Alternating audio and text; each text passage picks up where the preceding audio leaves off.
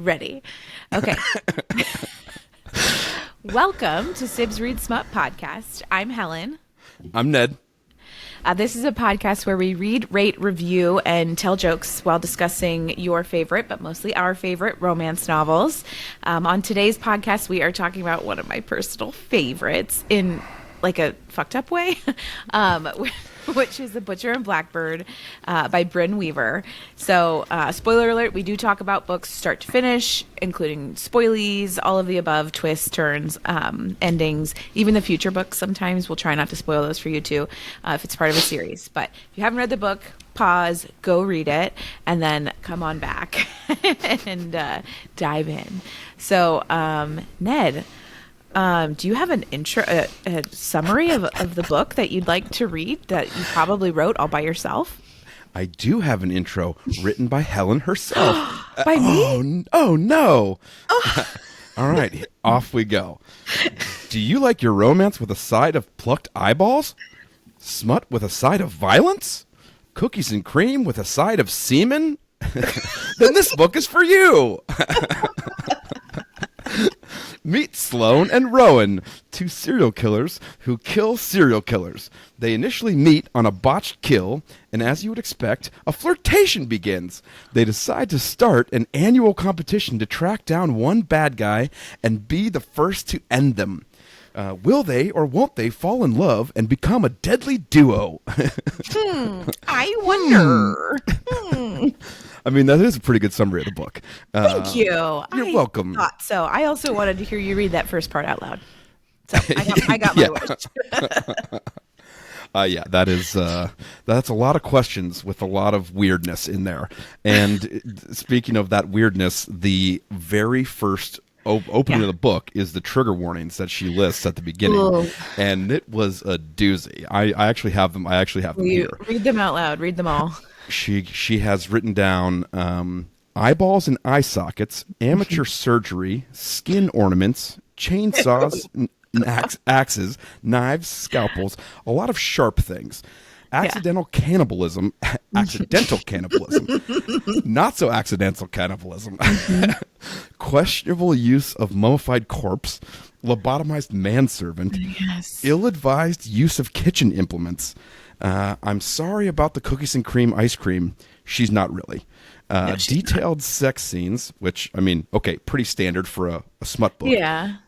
Which include, but are not limited to, cock warming, rough sex, praise kink, anal, adult toys, choking, spitting, dom-sub interactions, genital piercings, references to parental neglect. Wow, that was a comma, right turn.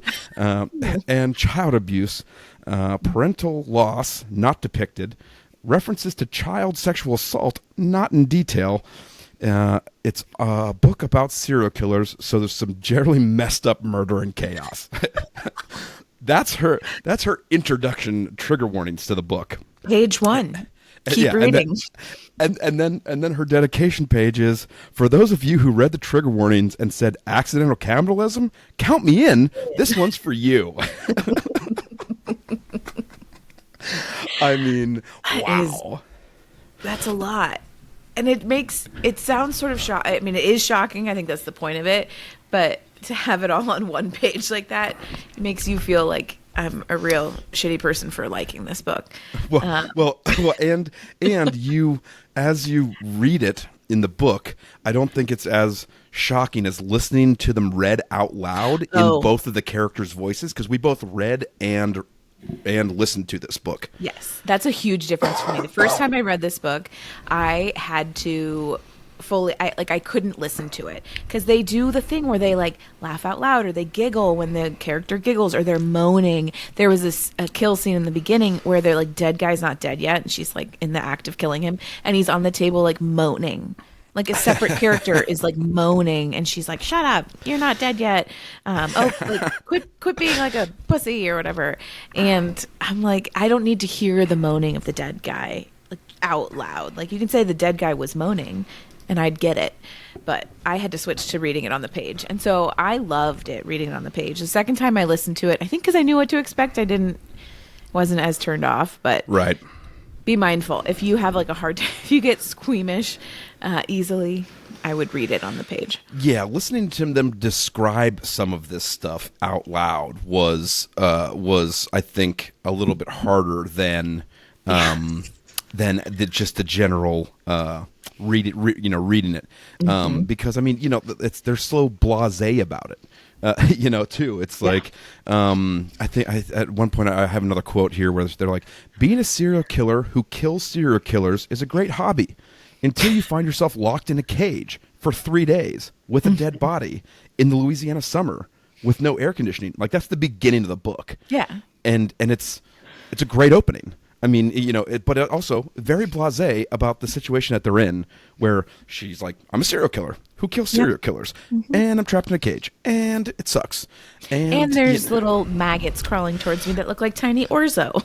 Yeah. Oh my God, the orzo callbacks. Callback later. Yeah, it's great. Orzo, that was funny. This book I feel like hooks you right off the bat. You're immediately into the story of, like, this is Sloane. She's caught in a cage. She was there to kill this man. And then he kicks her into the cage, and then he dies. And it locks. Yeah. He kicks her into the cage, it locks, and then he dies. So there's no way to get out. He's just rotting there. Oh, yeah. His body is bloated and, like, like gas. Yeah. Gas has come out. That's not farting. Funny. Sorry. Yeah. I don't know. But then, like, the guy, what's his name? Rowan shows up to also kill this man because he's a serial killer, and they do the same thing. And then he finds her, and they go to breakfast. Would you call that a meet cute? I mean, like, is that the meet cute? In this, like, fucked up world that they live over in. Over a dead body? Truly, yes. And then they, like, burn, like, she showers in this guy's, like, the dead guy's house, and steals one of his T-shirts, and then, like, they burn it down, and they go to breakfast. Yeah. Have brunch together. And have a nice meal. Yeah. But I think right off the bat, even with their first interaction, their first meeting, you get a good sense of the characters and how and what like, she's pensive and broody, and a little broody, and he's bubbly and fun, which is I think kind of a change of pace for a lot of, like, the main characters. Usually the female is the more bubbly of the two, and the guy's a little more broody and pensive, and they're kind of reversed in there, which is a fun kind of. I hadn't thought about that, but turning the trope on its head. She's a loner. She's one friend, Lark. Yeah, who's the star reason why she got into.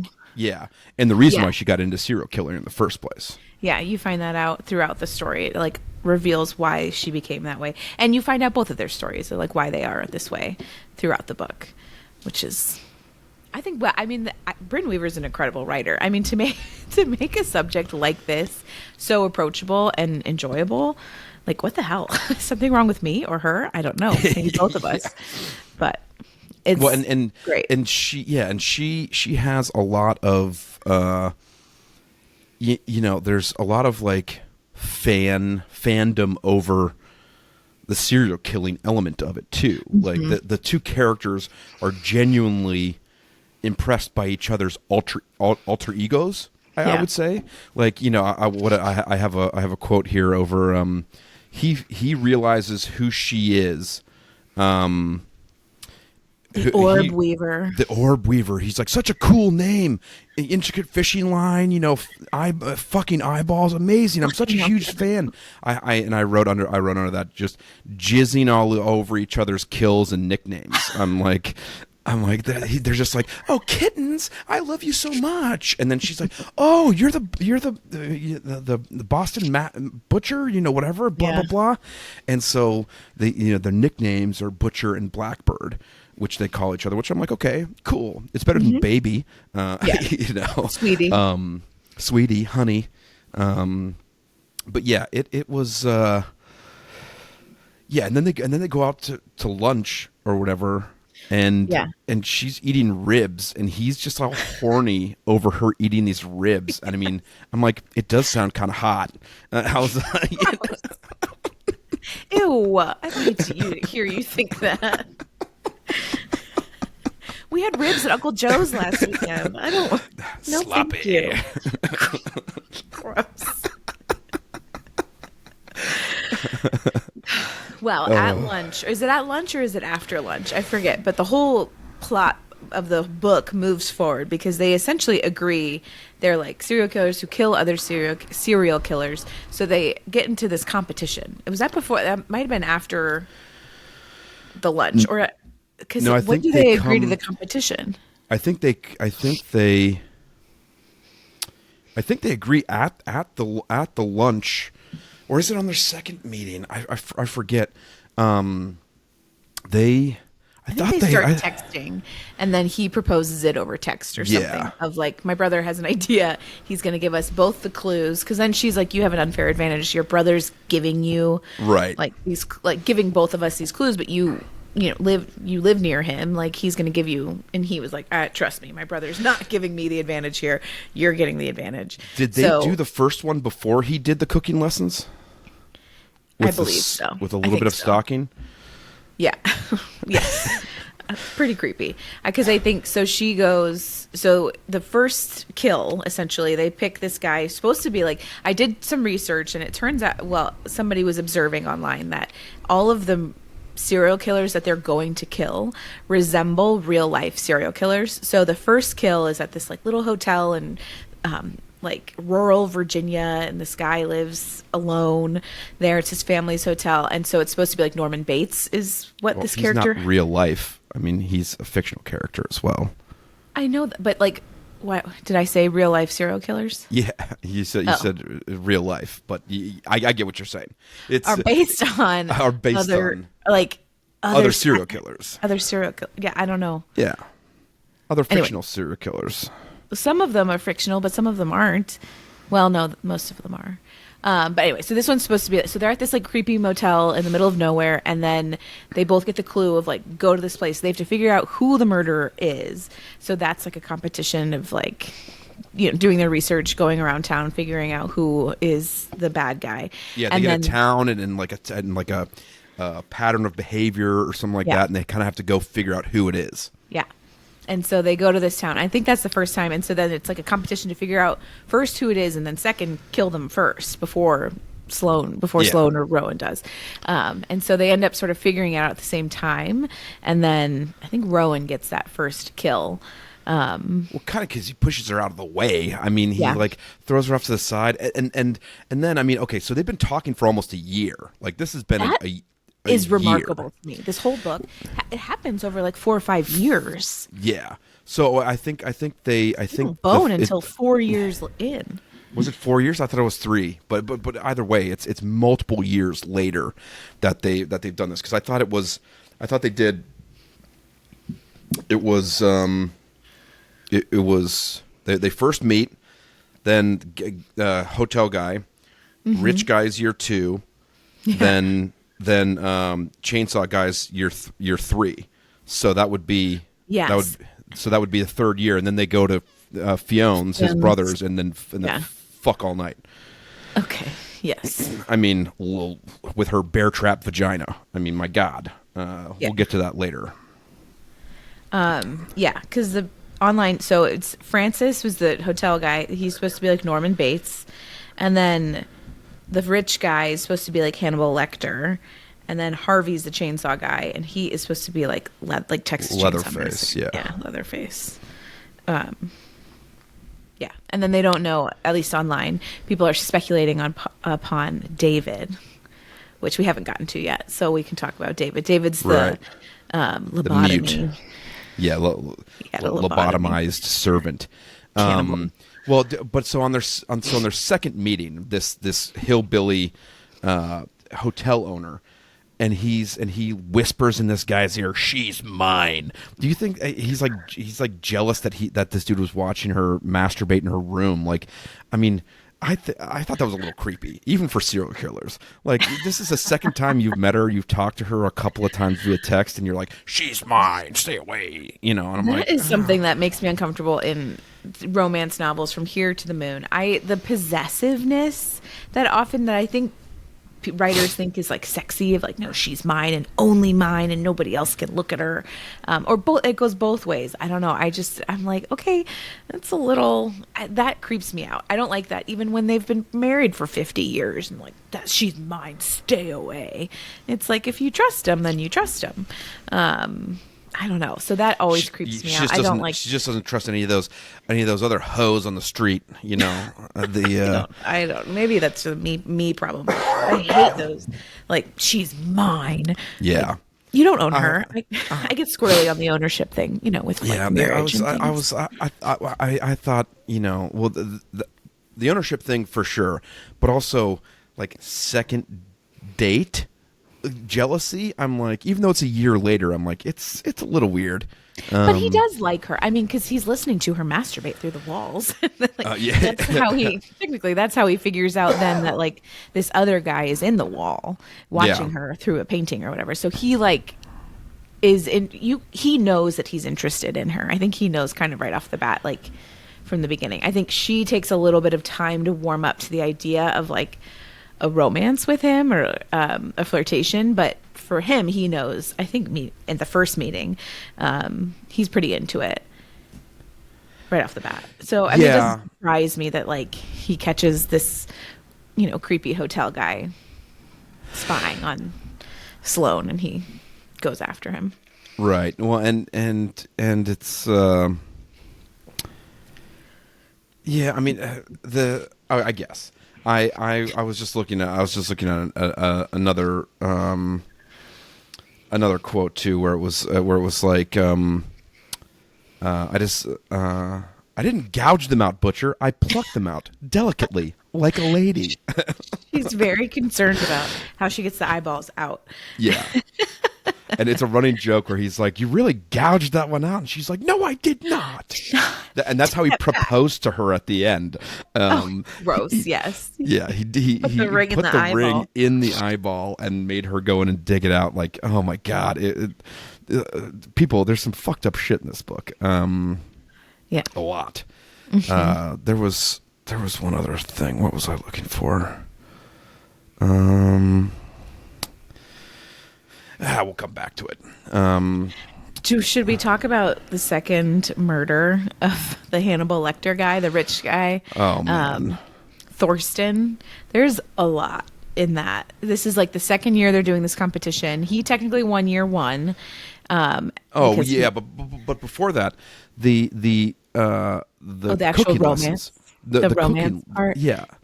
Where he's she like went to Boston first. I thought she like flew to Boston because she missed him and like showed up at his restaurant, and then he was weird.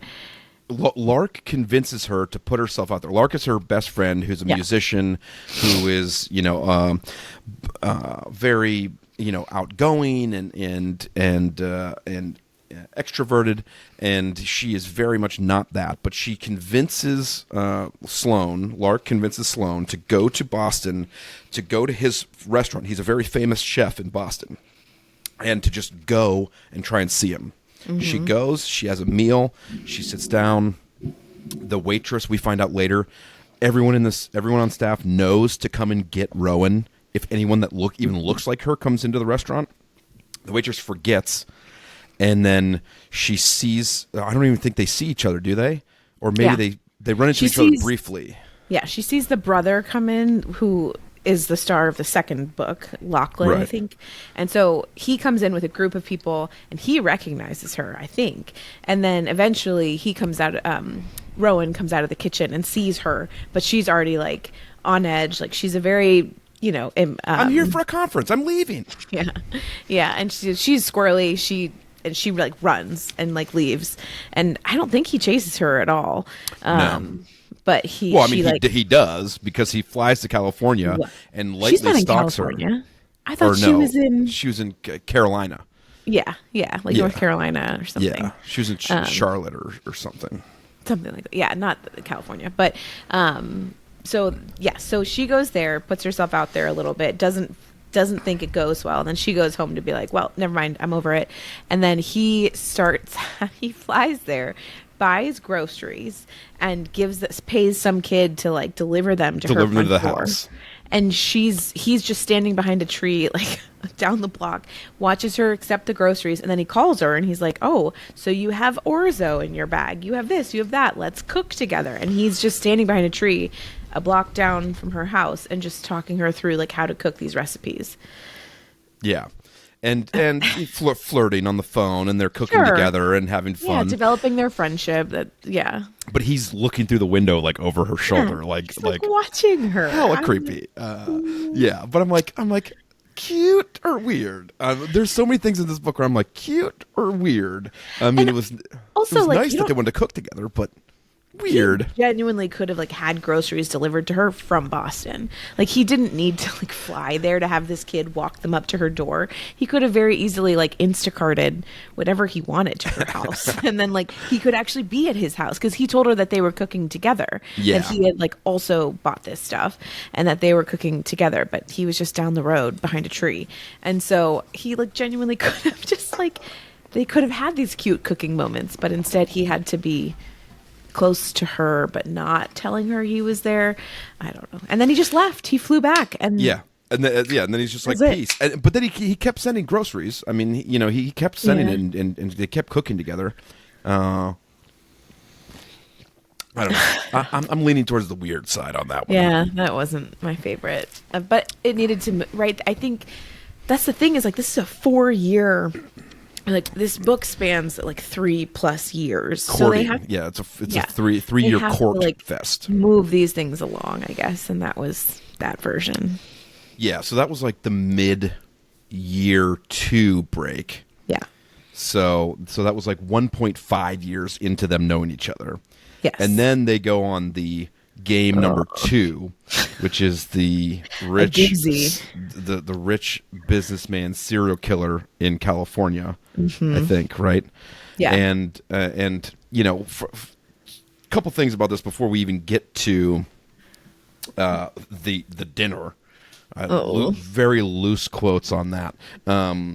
Is that Rowan is described as being kind of footloose and carefree and fly by the seat of his pants and all this other kind of stuff. And I couldn't tell if this was trying too hard, because he walks into this game not doing any homework, not doing any research, not doing anything other than following Sloane around. And I couldn't tell if that was because of his or not burgeoning, but like continued crush on her, or if that was because like he really just is that,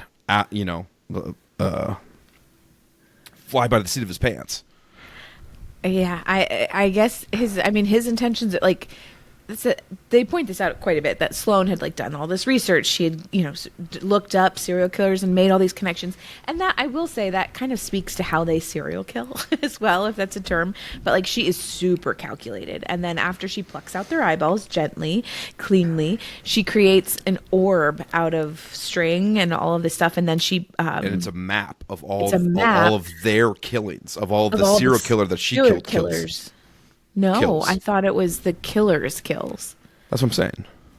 I thought you meant it was like Sloane's kills. No. The killer who she killed, it's their kills. Their kills. So she's trying to lead. So the FBI like is like following. They know, like, they talk loosely about that like the FBI is looking for a serial killer that is killing these people, but like they know, they think absolutely that no consequences for anything. At any point. But so she is trying to lead the FBI, like, okay, this person is dead now, but here's the map of where all the bodies are buried, essentially. And the FBI is like not figuring it out. She's like getting kind of annoyed about it. But so she is like very detailed and delicate. And so she has to do all this research on like where the other bodies are, where all this stuff, because for her to essentially create her like art out of their eyeballs and whatever, she has to do that. And for him, he's just like a blunt, like, I'm gonna beat the shit out of you until you're dead. Like, there's no like not even science. I mean, she's a scientist. That she just. I thought you were gonna say subtlety. There's absolutely no subtlety to his crimes. With him, or with her, it's very delicate and like purposeful. And with him, he just sort of blows in. Ladylike. Very ladylike. Ladylike. Like a flower. And then he just is like a brute and just kills people, like punches them until they're dead, and then that's it. Like burns the house down essentially. He beat the hotel guy into a smear on the sidewalk. Like, and then they burn the house down to cover their tracks. So I just think there is a difference. So that makes sense to me that he's going to show up to this game. Like she's already done so much research on this guy, on this rich serial killer guy, and he just is going to show up and tag along. Like that made sense to me. It's not even like him being lazy, which it is, but like I think it's just him being like, well, I'll figure it out when I get there and kill him.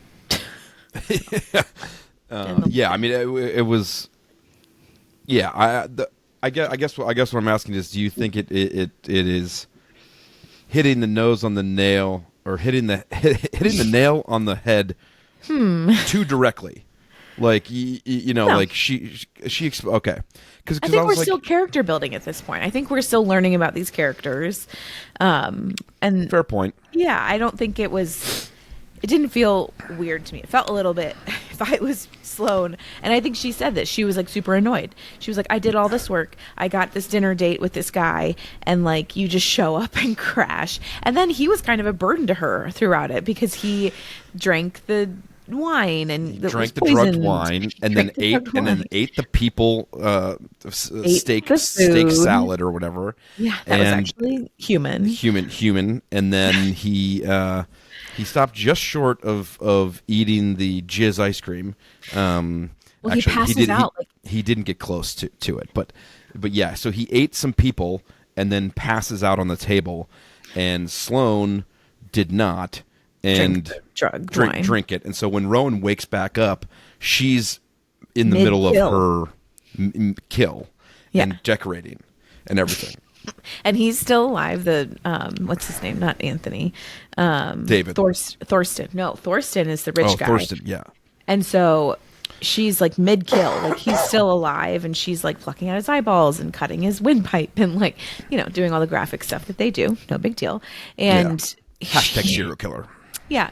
Hashtag serial killing fun. And then he, like, once Rowan wakes up, she's like, just for the record, just so you know what's going on now, like, you ate a human, and I had to, like, dig it out of your mouth before you, like, choked aspirated on it. Yeah. And, like, you made this night harder for me by, one, tagging along, two, not, like, thinking. And I think in the meantime, too, one of the more fun parts of this night was that he got super drunk or drugged or whatever. And so he ends up, like, telling her, I think you're the best. And, like, you're so pretty. You're so pretty.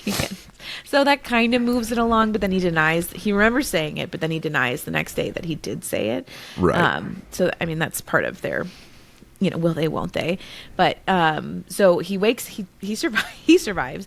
Thorsten does not. He ends up dying. I think he's a heart attack, and she gets like mad about it. She's like, something from I want to kill you, yeah, like how dare you just die on me. And so in the meantime, so they're at this dinner party, and I'm envisioning this like beautiful LA home, or it's like, up way in the hills and overlooking like the twinkle lights of the city, and that's what I'm in, like a modern mid-century modern house. And then there's this other guy, David, who's there, and he's serving them the food the whole time, but he's just a mute, like he doesn't talk at all. And then I think they realized right off the bat that he'd been lobotomized. Or did they just assume that? Thorsten, I think, even maybe mentions it. Said that? Okay. Yeah. You know that somehow as the reader. Like, I gave him a job. How. He's my lobotomized servant or something. Something like that. He's just like, and sets the food down, and like he can deliver stuff and whatever. And so after the kill and the setup and the cleanup and everything, they go into the kitchen and find David just eating more of the. Was he eating the salad or the ice cream, or what was he eating? I think he was eating the salad, like enjoying the steak salad with the humans, people with meat. Humans on it. And then I think this ice cream must have been out or something, because they start talking about it, like, oh, this is what the dessert would have been, or maybe David started eating it. I don't remember, but she like lifts up the ice cream. It's like cookies and cream ice cream, and she starts reading the ingredients, and the third ingredient is just semen. Yeah. And he is Rowan's like pissed, like legitimately pissed about to this. Throw up. He's like, oh my again, God. Yeah, because I mean he's been throwing up because he ate people like 2 hours ago. But yeah, that was an intricate scene of How a the lot of author stuff going thought on. of that? Like, how did you? I get the cannibalism, but then to be like, oh, then they are going to go in the kitchen and they're going to find cookies and cream. Like, of all the ice creams, cookies and cream, and Yeah. well, cream, I guess. Okay, I mean, answered my not own a question. huge leap. Yeah, not a huge leap. Okay, I just answered my own question, but to be like, oh, I should put semen in it, and I just was like, I remember the second time reading that book, I just must have forgotten about it, or it was like a vague memory, and so I was still surprised the second time when they went in the kitchen and she read. I was like, oh my god! And then I texted you immediately. Full Home Alone face.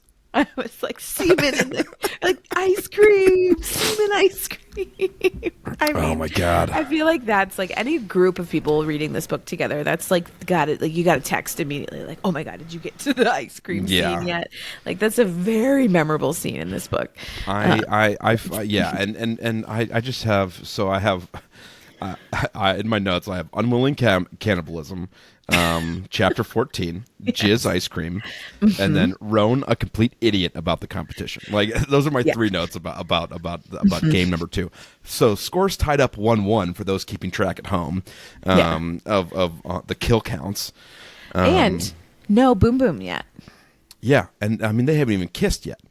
Yeah. There's nothing going on. And Lark, her best friend, she like just loves stickers and like glitter and stuff. And I just have I just have a note in here that says gold star tits, literally. Like she goes around and just puts gold stars on people's tits. Lark, right? Yeah. Lark, yeah. So she meets them in Boston or whatever else, and just like it's like, hey, you got great boobs, plant, and just puts a gold star on somebody's boobs. That's right. It's crazy. Well, and throughout these years, Sloane keeps like second guessing everything. Yeah. She's like second guessing everything, breaking apart instead of talking to him about any of this stuff. Like, which was kind of maddening for me. It's like, just have a fucking conversation, girl. Well, they're long distance too, which lends itself both to the competition. They need to be for the competition to like make sense for them, and then I think that's partially why it takes so long for them to like get transition. Like get stuff moving romance wise. Yeah, but I mean, and I also noted too, like she probably doesn't even have the tools to be able to do it because she doesn't like people that much. What? Like to actually talk about her feelings. Oh, yeah. I don't think she has the tools in her like verbal or emotional arsenal. Yeah. To like go out there and do this, but. That being said, their game number 3, misadventure leads to kissing, is my note in my notes. Did they before game 3? They go to that thing in Boston. The like nighttime. They go to some gala. Was that before game 3 or after? He invites her to Boston to go to a gala. Yeah, I believe that was before game 3 because she leaves immediately after that. And there's like mixed messages. She thought that he invited her as a because date. He liked her, and he did. He did, but he also was like, I also have this guy that I think we should kill together tonight, and that would be super romantic. And she was like, oh, I thought we were gonna like bone tonight. I wasn't in the like kill mindset. Right. And so then Which there was is like, weird because she's a serial killer. Like, but I think to what we were talking about earlier, like she's so calculated. Like she is picking these people. Right. Like for him just to be like, hey, let's just go kill this guy. That's very Rowan. Like she wants to do the research. She needs to know the map of where all of his killed. You know, it's like she probably needs to do like lots of research on this guy before she would be like, yeah, I'm going to go end him. Right. So it's not her style of serial killing. But yeah, and she was super bummed that he didn't think that this was like a straight up date. Yeah. And she gets pissy and leaves and then doesn't like talk to him again for weeks or whatever. Mm-hmm. And then game 3 rolls around. Yeah. This one's so bad. Yeah, and they go to this town in Texas, and it's like Texas Chainsaw Massacre. Like Texas that's Chainsaw all you Massacre. can visualize. Yeah. It's like white clapboard house in the middle of nowhere. You literally hear a chainsaw. You hear people screaming. And Rowan gets a bad feeling and wants to leave, but she's like, "No, let's go do it anyway." And my note in here goes, "Misadventure and injury leads to kissing."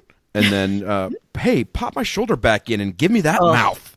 It's like so she fucks up and is in the house and gets caught by the guy and thrown into the basement. Her shoulder gets yanked out of a socket and whatever. Kind of gets the shit kicked out of her. Yeah, big time. And then Rowan finds her, gets her out, and then they just go fucking whole buck bonanza on this dude. And yes, this is one of the trigger warnings. Is she found the mother's dead body in the house at one point before she got caught, and so as they're like beating this guy, she goes inside, gets the like carcass of this mother that was like mummified, and brings it out and like puts it. Oh, maybe this is the guy who dies of a heart attack, because she like fucks with him by like putting the carcass of his mother on him, and he's like opens his eyes and sees that his mom is there, and he like just dies. Has a heart attack. I think she kills Thorsten, and this guy dies from the heart attack because she was torturing him with his dead mom. Yes. And terrible. My note, pretty twisted. Pretty twisted. And pretty fucked up. Yeah. So it's like flirting for 3 years seems a little excessive, and this is the straw that breaks the camel's back. Yeah. Some dead mom torture. Dead mom torture, like really messy. Like they both get. And my favorite part of this whole thing is when she gets caught by the serial killer, by the murderer guy. He like kicks her in the face. And she got the boot print. And like her forehead says Carhartt on it for like a week or longer. And so everything that happens, especially like romantically in the next couple of days, as they like go to his brother's house and get her, he's a doctor of course, conveniently, and they get her fixed up, and then they finally fuck all night. And she's got Carhartt across her forehead, and she's like embarrassed to go to the rest stop at one point because she's like, I have a boot print on my face. on my face. On my face. Oh man, that part made me laugh. It was very funny. They drive all the way up to like Nebraska or Wisconsin or whatever, and go to his brother's house and meet another character that is going to come into play over the next two books, Rose, who is her and Fionn are the characters in the book 3. Which I just finished. Have you read that one yet? No, I haven't started 2 or 3. They're on my list. TBR. Oh, I read that one last weekend when we were out in La Quinta. La Quinta. But yeah, so they go up to his house. They get her patched up. They get she doesn't need any surgery, I don't think, but they fix her up, give her some drugs, and then he like washes her in the bathtub, bathes her, and finds then all of her piercings. Yeah. Oh, yeah. And then like throws her on the bed and is like, "Show me your pussy," and it's like a bear trap. She has like 1,000 piercings on her vagine. It's I was like, her vagina looks like it could take a bite out of you. Oh my god, that's gross. That note is no, scratch it. Yuck. And then he's like, pick a safe word, chainsaw. For the guy that they just murdered together. So like murderous foreplay, I'm like, okay, really? Yeah, fair enough. So 62% in, which is pretty late for a first sex scene. Mm-hmm. And like 3 years into their meeting. Yeah. Well, I mean, but the friends to lovers trope, sometimes they don't bone for years on end. That could last a long time. One of the Sarah Adams books, like they were friends for 17 years before they bone diggity together. Okay. Yeah, that's true. And then relating back to Shrinking, a show that I love. There was legitimate boob slapping in this. He literally smacks a titty, and there's a scene in Shrinking where one of the therapists is talking to her friend, and she's like, "Yeah, guys out there just slapping tits now," and she's like, "What?" She's like, "I don't know if it's some 4chan stuff or what, but the guys are just out there slapping titties," and I'm like, "There's boob slapping in here." Jesus Christ. It made me laugh, and so they're doing it everywhere, and no orifice is safe, and then he decides, okay, we're gonna go to bed now, and he just sleeps with his dick in her. Yes. I was like, oh. And he's like, just go to sleep, baby. And she's like, oh. And then he like puts it in her, and she's like, he'll go soft soon. And he like doesn't. And it's like 30 minutes later, and she's like, what am I supposed to do with this? Yeah. And then she starts moving, and they have sex again. Yeah. So Kel's freeze. Yeah. And then it just proceeds with like a hella amount of, let's move in together. Let's move up here to Boston. Now you were mean to me in the apartment, so I'm gonna edge you. I'm gonna edge you on the restaurant table where everybody can see and eat sushi off your back or whatever. And they're not wearing hairnets, that's for sure. Yeah. No condos either. They are just. There was a conversation, I think. They had a brief conversation, I think, but he's also just spraying and praying. Where did you learn that? That's so gross. I'm a comedic genius, Helen. No, thank you. Yeah, so I listened to an interview with the author, and she said that she was inspired to write this book because she watched Dexter, and like season 3, spoiler of a show that was on 20 years ago, they kill off the wife of Dexter to like further his plot. And I've never watched it, so I don't know what that means totally. But she wrote it in like frustration that they always kill off the woman to further the man's like storyline. So she wrote this book in response to that, in her brain at least, and saying that like she wanted the female character to really be like a focal point of the entire book. So the sex scene for me, she then talks later about the sex scene and how she wrote it really for like Rowan to get his, because she feels like so much of this book is about Sloane and like getting what she needs and her stuff, that she really wanted Rowan to like enjoy the sex scene, and that he's like really nice throughout the rest of the book, and so she wanted him to be like kind of like mean not mean, but like authoritative and dominant or like whatever, command during that, because I think in her mind he kind of like vowed mission accomplished, I guess. Missionary accomplished. That was great. The top shelf comedy, Helen. Missionary accomplished. T-shirt. T-shirt. That's day 2 of rom-com T-shirt. I mean, well, and I meant to say this at the top because another book with an undercurrent of menace throughout. I mean, a lot. I like that. I think that's something that I enjoy so much when it's not just like cutesy romance. I love it when there's like a real story of like what's going to happen. Obviously, they're all going to live and they're going to end up together. Like that's not the question. Negotiable. Here. Yeah, it still is. I need to have that happen. Rom-com book, but there's you don't know what else is going to happen to the other characters so I enjoy that. I think it moves the story along and much better, keeps my attention. I prefer undercurrents of menace.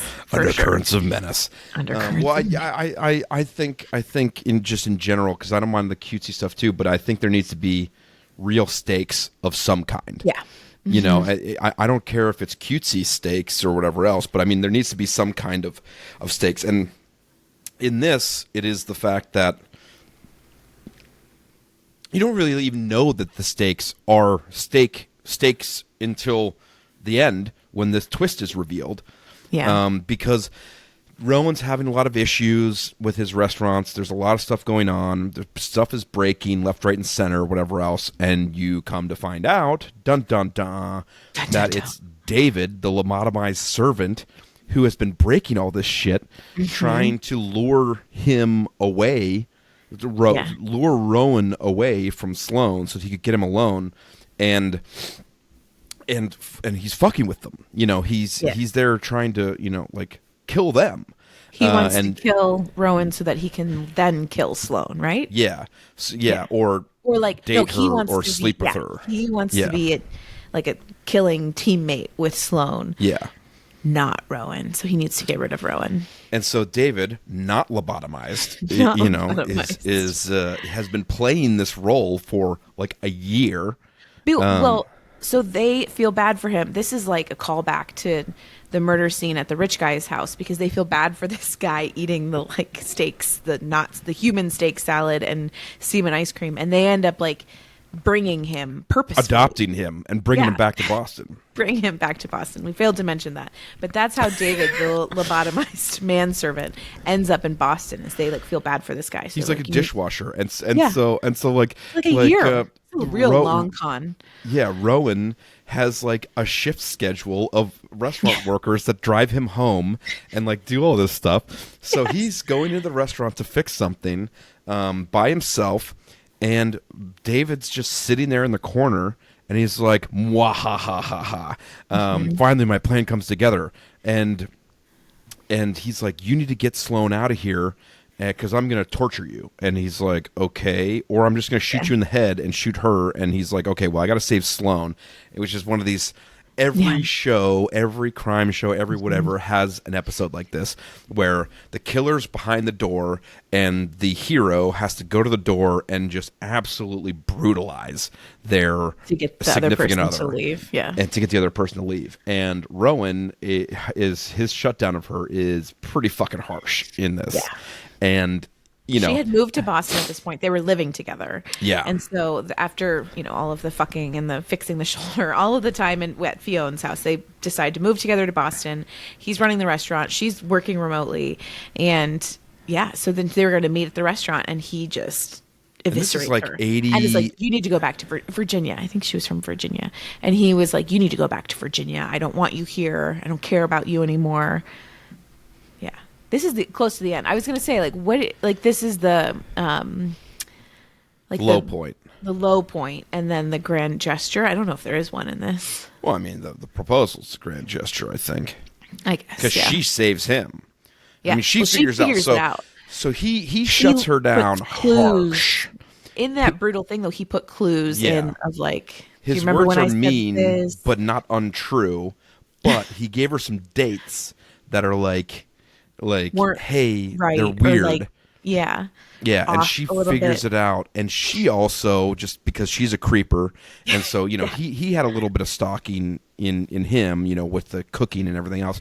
She set up cameras in his restaurant to like watch him, and so she goes into the cameras, cameras, and realizes that he's being held hostage. There is some torture with cheese grater and some other shit that is okay. I think I skimmed that. Fucko. I skimmed that. Oh. He's been pretty brutalized, and then she has her own little. Well, this guy means nothing to me. I've been fucking with him, blah blah blah, and then she kills David. Just fucks him over, and then and cuts his ass up, and. So other than Rowan getting tortured a little bit, there's no consequences for any of their actions. She got a shoulder popped out, but they were trying to kill a guy, so like, okay, comme ça.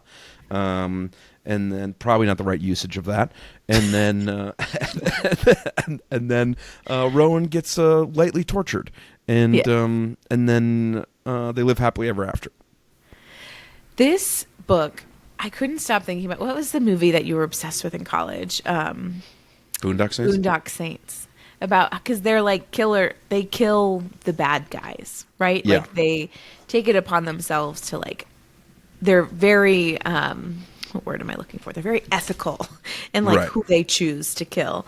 And this is obviously extremely different from Boondock Saints, but like the same theory of like they are picking killing killers. Yeah, they are picking these people.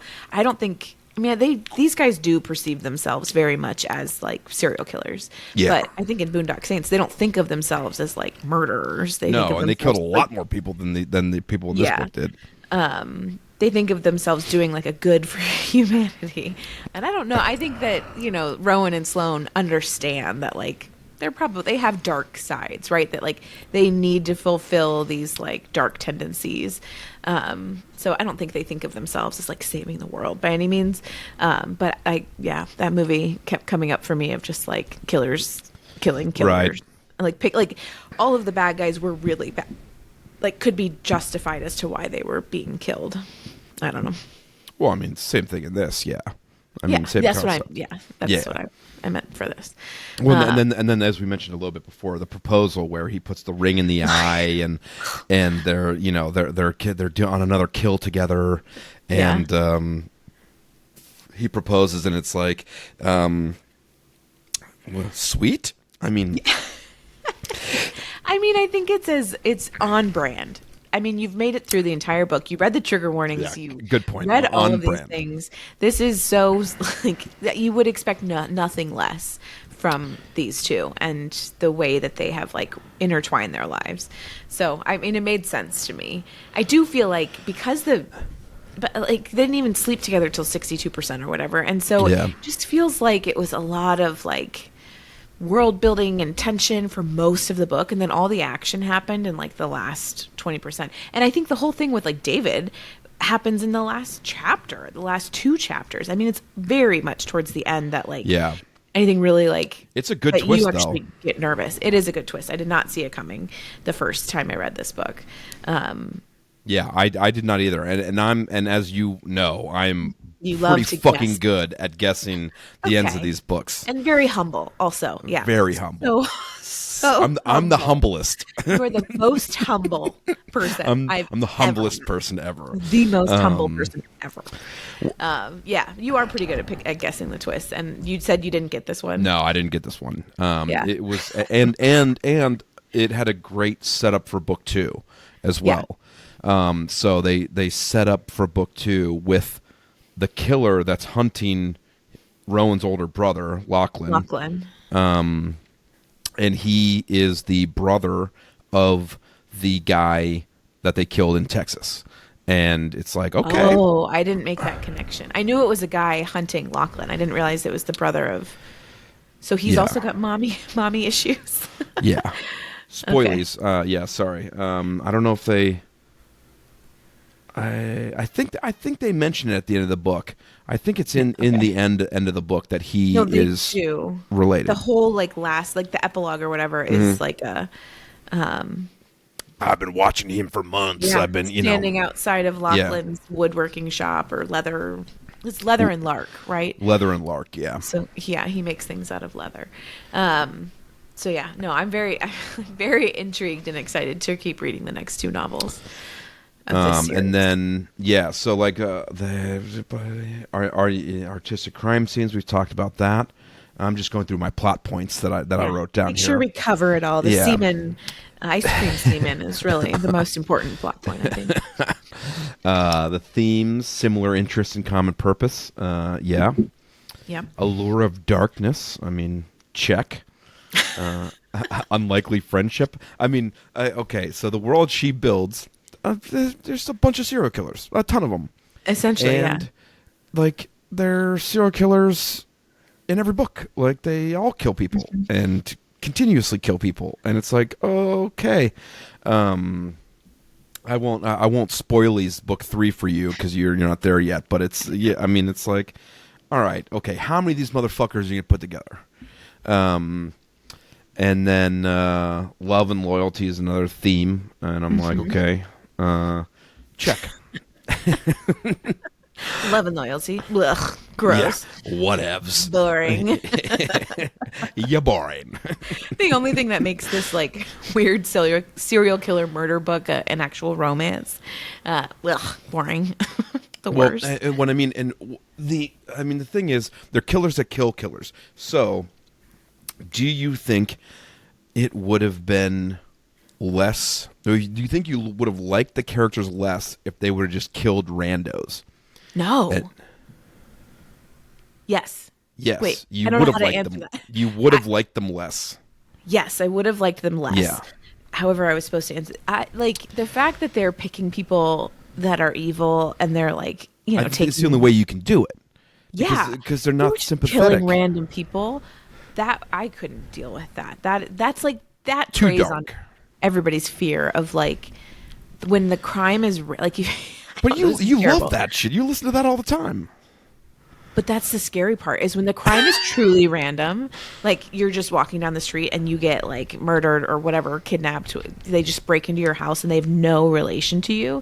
That's the scariest part because that could happen to anybody. It's like, it's the other things like when you're listening to the news and they're like, oh, it was a, ex-lover of whatever. Then you're like, oh, okay, well, they're not my lover, so it can never happen to me. Like that's, I think, how you like rationalize it. But when it's like just the random shit. Situational awareness, Helen. I know. I am pretty arm situational. thyself.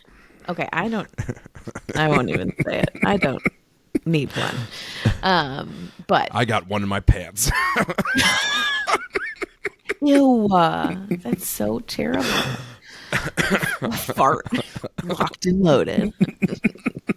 An atom bomb in my butthole. Gross. You're so gross, Ned. Grody. Gross. Grow up. No. So, Ned, would you recommend this book? Fuck yeah. This book was a lot of fun. So fun. Yeah, so fun. Well, listen to the trigger warnings and tell me that it's not fun. No, it was a fun read. It was it was interesting. I've never read anything like it before. Any of the from the killer's perspective type of books that I've read have all been thrillers. Have all been like legitimate horror or horror novel, like legitimate horror novels. None of them have really had this romantic edge to them. I mean, Sarah Brown has a little bit tinge of this, where you get a little Sandra. Sorry, shit, Sandra Brown. So sorry, Sandra. Has a bunch of books, and I love your books too. Sorry. I'll really get it right one day. When you're on the pod, I'll get it right. Maybe. But she has a lot of like from the killer's perspective type of stuff where I'm like, okay, all right. But it's, this was unique in that they go so far. They're, it is to the 10th level, like, gross stuff. So what about you? What are you thinking? In a heartbeat, to the right person. I feel like you have to sort of know what you're getting into. I think what I love about this is it's truly a dark, weird, twisted topic. So I think, like you said, this book is very unique, and it absolutely is. I think that's what I like the most about it. It's not a thriller. It's like truly a rom-com, but it has all of these like dark undercurrents, but then it's funny, and they have like jokes throughout it, and Zoolander quotes. The files are in the computer. In the computer. I love this. And he doesn't get any of those references either. So it's even funnier. He's actually Irish. They're from Ireland, but I loved the way that this book was done. It made me laugh. There was truly romance. It was also like dark and not the same as. So we read, like you and I specifically read a lot of romance novels, and I loved this one so much because it's just different, and it was so I really enjoyed it. So yes, I absolutely recommend it to the right people. Like, I don't know if I would recommend this book to like mom and dad, like half like certain stuff people. we wouldn't recommend to mom and dad. Mom did ask me today about Lost and Lassoed. And if she was like, oh, I think that went off the library, should I listen next time it comes up? I was like, yes you should. But like, wait, we had it again? Well, when it comes up again for her. Oh, yeah. She wants to read it. Well, because she read book 3 of that series with the mustache rides. She didn't finish. She never got She to didn't the get to sex the mustache rides? scene. No. She told me today she did not get to the sex scene. So she needs to revisit. I know. What the hell, Mom? But how dare you? But that's I don't, with all of the murder, I don't think Mom and Dad find murder as funny as we do, or enjoyable. Or hardcore sex. Okay, ew, gross. You're my brother. Helen, you're the one that had me start reading these books, for God's sake. You chose to read this book, to read the first book. Oh, yeah. That was all on it had you. it had a cool cover. You got to get over your cover obsession. No, it's always served me right. Oh, God. All right. What are we missing? What did we not cover anything today? Anything we need to touch on in this novel that you feel like is pivotal to the listeners? Pivotal. Picking up this book. Another quote. I have another quote written down that I think kind of just encapsulates it all. Is because just as much as I might appear quiet and spooked on the outside, I am also a serial killer who enjoys vivisection and a bit of cartography. And I also enjoy an annual murder competition. And I might be increasingly attracted to to another serial killer. And now I'm not so sure if Lark was right last year, and that I'm losing my shit. I'm like, yeah, okay. That kind of just pretty insightful. Yeah, pretty insightful of her own mental state. Yeah. I think that was my last quote and noted on Goodreads. So this book is because we had both the ebook and the audiobook. Yes. I had highlighted sections which I did not know go straight to your Goodreads account too. Hashtag, they're not public unless you make them. No, I know, but they go to your Goodreads account so that you can just compile them all there. Which I was like, oh, because I was emailing myself that shit for years. I was like, oh, create a list out of all these and email it to myself so I can keep them. Did not realize that they all got sent to your to your account. The way that you just found Goodreads a year ago is beyond me. I don't understand that. A couple years ago, and I'm kicking your ass in Goodreads too. Okay. Not so well as a couple pieces of business. We have our Instagram handle is Sibs Read Smut. So check that out for all the new books we're going to read and anything coming up. We have an email account where you can email us questions and anything that you want to comment or give us good stuff or send us suggestions for books that we could read. Is sibsreadsmut@gmail.com. And I think that is about it. I have nothing else to say. Thank you, Admin Ned. Such business. The end. Such formal business things that you're telling our listeners about. The importance. Do you remember what we're reading next? That's the only other question that I had, so that we can tell people so they can also read for next time. Bad Girl Reputation. Elle Kennedy is our next book. Is that the second? That's the second. That's the second book in the series. But it's very much standalone as well. Yeah, it's standalone. You don't need to read the first one to understand what's going on in the second one. Okay. Elle Kennedy is great. I think Helen, you've read a bunch of her stuff. I have too. Very much enjoy her. Looking forward to reviewing that. Yes. It's a fun story, and we have a couple good books coming up in our top 10 here. We got some spicy stuff coming up too, and some mild, and some medium, some medium spice plus. Oh my god, no. Gross. All right. What else do we have to say besides stay smutty? Stay smutty. Yeah. Well, thanks for listening. Thank you for. Oh yes, thank you. Gratitude. Thank you for listening, listeners. If you've made it this far, you smutters, you get a gold star on your tits. Yeah, gold star tits, smutters. All right. Thanks, everyone. Have a good one. Stay smutty. Stay smutty. Stay smutty.